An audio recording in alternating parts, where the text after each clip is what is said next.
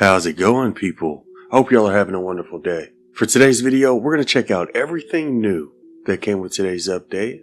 And first, we're going to start off with the Save the World patch notes, which I'll leave a link to in the description. And all we got were just bug fixes with today's update. It says here they fixed an issue where daily quests couldn't be pinned after replacing a previously pinned quest. Mushrooms can now be consumed and the consumption animation plays as intended, so we can eat mushrooms again after today's update. The progress bar now correctly appears while crafting items during missions. Collecting recycled materials from the base now also spawns the same amount of materials for other players to pick up. Remove the incorrect reference to affliction damage from the ceiling gas trap description. The player map blip animation now plays correctly, making it easier to quickly locate your position during missions. They also adjusted the Grotto Dungeon dialogue volume so it can be clearly heard over ambient and combat sounds during gameplay. Players can again view and interact with edit styles of equipped commander heroes in the locker, and the items acquired screen no longer replays in the main lobby after making a real money purchase and leaving Save the World. There's also a couple of known issues. Leaving a mission and returning to the main Fortnite lobby may prevent the player from selecting other game modes, and some sections of the mansion roof in the Survive the Night mission are missing, causing invisible collisions that can block players. So the first thing I want to look at is the map blip. Oh, that does make it a little bit easier. A lot of times it can be difficult to tell exactly where you are, but now it's going to be a little bit easier to find yourself, because when you open up the map, your little map blip increases in size really quickly and then it decreases. So right now we're on the right side of the map. So when we pull it up, that's where you want to look. And you can sort of see your yellow arrow get big really quick and then it'll return to its normal size. So that's sort of how the new map blip animation works. Another thing I think is really going to be useful is to be able to share the materials from your base. The way it used to work is whoever would pick it up would get the mats, but the way it works now is whenever you pick up mats, it'll also drop the same amount of mats for other players who are at least within 10 tiles. And I think that's really going to be useful, especially for events like Frost Night and Survive the Horde. And constructors don't really have to worry about other people stealing their mats when it comes to recycling. As far as content goes, we didn't really get anything new. Jones Seabot returned this week in the event store. I don't really use him as a commander that often, but sometimes I'll use him in my support team when I want to increase my damage a little bit, especially if I plan on getting headshots. The Blady Acres questline also returned this week, and this is the one that gives Raven as a reward. I would definitely recommend getting him if you haven't gotten him already, for a couple of reasons. He's one of the best, if not the best, lefty and righty hero, which is a good hero to use for dungeons. Also, he is a mythic, so when you get him, you'll also get the Preemptive Strike team perk. And this is a team perk I use often, especially with weapons like sniper rifles and shotguns. I do believe it's bugged at the moment, but when it works, it is a decent team perk. And this is the only way you can get this team perk, is by getting Raven. Plus the quest line's only 2 pages, so it's really easy to complete. But yeah, that's pretty much all the news we got when it comes to Save the World. I do want to quickly take a look at all of the other new stuff we got with today's update. There's a new mode called Demon Rush, which is sort of based on the Horde Rush game mode. We'll go ahead and watch the trailer for it. We will most likely try this new mode out on Twitch later today. So be sure to drop a follow if you'd like to hang out with us or join us when we do it.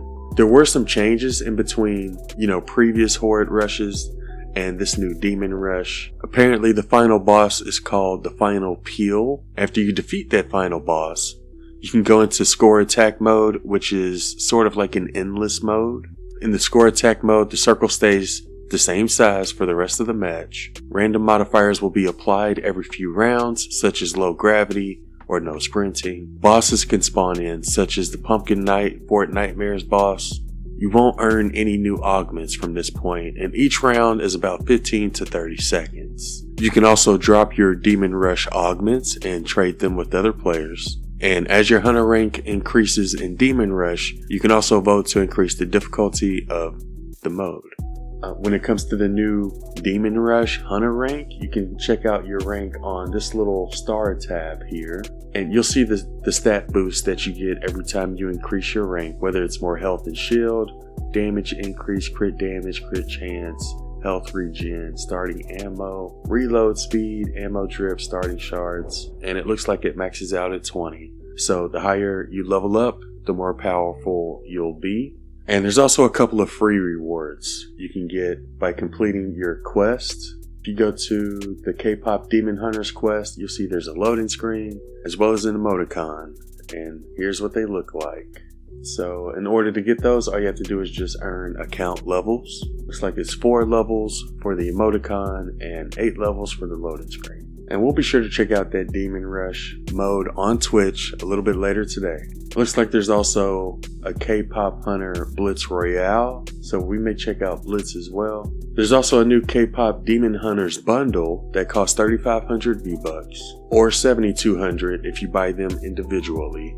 The skins will each cost 1,500 V-Bucks, and here's what they look like in game. So we also got 3 different back blings. And here's the third one. And we also got 3 different pickaxes. Here's the second one, and here's the third one. And they also came with an emote called Zoe's Thumbs Up. If you plan on getting this bundle, be sure to use creator code A1, people. It's one of the best ways to support the channel. Also, big shout out to everybody who does use the code. I appreciate you. It looks like they also made some changes to the V-Bucks tab in preparation for the changes they plan on making to V-Bucks on October 10th. For those who don't know, they're basically going to allow you to purchase an exact amount of V-Bucks after October 10th instead of being stuck with just these 4 options. There's also a new OG pass, and we're just going to quickly scroll through it and show everything that's in it. We got Omen Hunter Calamity, which is a new version of Quick Draw Calamity. No jiggle physics though. We also got a wrap. We also got a back bling, as well as a new emote that's called Steak Whittling. We also got a glider called Jane. We also got a new spray. We got a pickaxe. And here's what it looks like when you use it. And we also got a contrail. And that's everything on page 1. It looks like there's a total of 6 pages with this OG pass. On page 2, we got an edit style for the pickaxe, a banner, edit style for the back bling. We also got a loading screen, as well as an edit style for the glider and an edit style for Calamity. That's everything on page 2. On page 3, we got another contrail, another emote.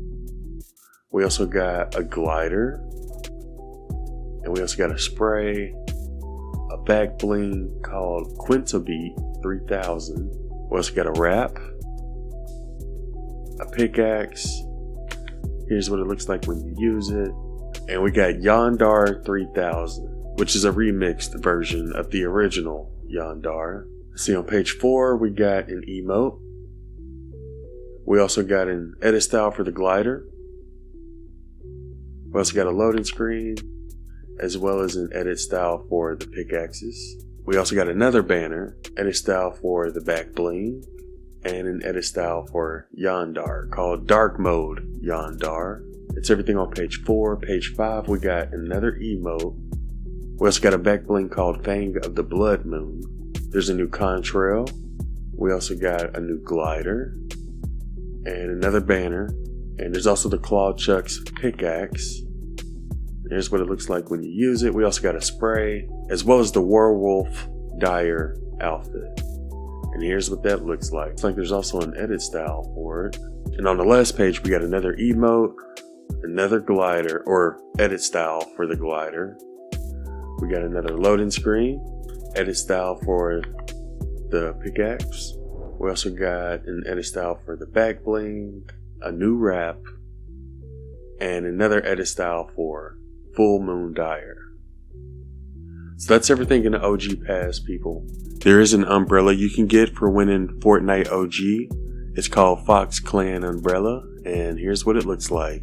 And this OG season is going to end on November 29th, 2025. There's also quite a bit of new emotes that came with today's update, and we're only going to take a look at the ones that we haven't seen so far. This first one's called Boo Box, And this next one's called Meat Grinder.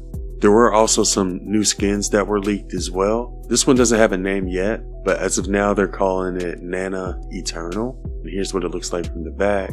Another new skin that was leaked is this Queen Persephone. I think that's how you say it. And here's what she looks like from the back. And here's what her pickaxe looks like. This next one is called Pig the Butcher. Here's what he looks like from the back. We also got a picture of his back bling, as well as his pickaxe. There was another new skin called Meg. Here's what her back bling looks like. Apparently she also comes with a pickaxe called Kit Gloves. And it looks like she's also going to come with a wrap. So it looks like we are getting another cat girl with this update. This next skin is called Lupa. And here's what she looks like from the back. There was another new skin called Scrub Down Scrapper. Here's what his back bling looks like. And here's what his pickaxe looks like. And there's another new skin called Dozy Dreamer. And here's what his back bling looks like. And here's what his pickaxe looks like. There was another new skin called Cuddle Team Rider. Here's what her back bling looks like. And here's what her pickaxe looks like. They're called Cuddle Bats. And the last new skin I could find is called Anima. Here's what she looks like from the front. And apparently this skin also comes with a new pickaxe. And here's what the pickaxe looks like. There was also a couple of new sets added with today's update. The Friday the 13th Jason Voorhees set was added with today's update. And the Scooby-Doo Mystery Inc. set was also added with this update. So we may see those soon. And according to the leaks, I guess there's also a chance we could get a Tron collab as well. But yeah, I think that sums up everything that was in today's update. Let me know what you think about it in the comments below. Before I go, I did want to give a huge shout out to our YouTube members, as well as everybody using the creator code. Hope you have a wonderful day, and thanks for watching. Been a go, but it's some stuff I won't let her do. If I get the shooting this RPG, I need props like a stepper. Let's do it. They tried to get me with spike traps, they know I'm like that, smooth like a criminal. If they try to bite, I'ma bite back, man. I just swipe that, I need residuals.